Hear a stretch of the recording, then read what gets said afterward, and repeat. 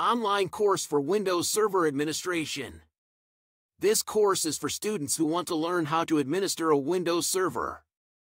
The course is broken down into 6 parts, with each part covering a specific topic in Windows Server Administration. Part 1. Installing and configuring Windows Server. In this part, you will learn how to install and configure Windows Server.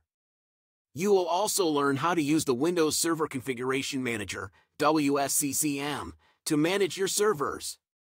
Part 2. Managing servers with Windows Server Management Studio.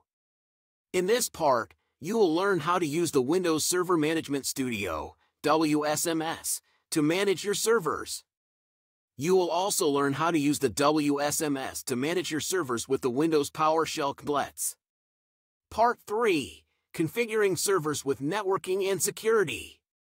In this part, you will learn how to configure your servers with networking and security. You will also learn how to use the Windows Server Manager security features to protect your servers. Part 4. Deploying and managing applications.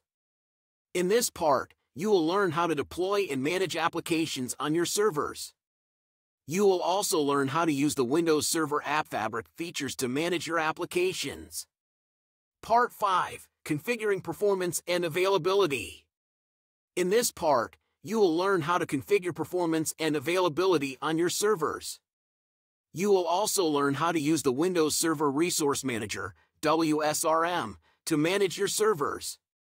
Part 6. Disaster recovery and business continuity planning.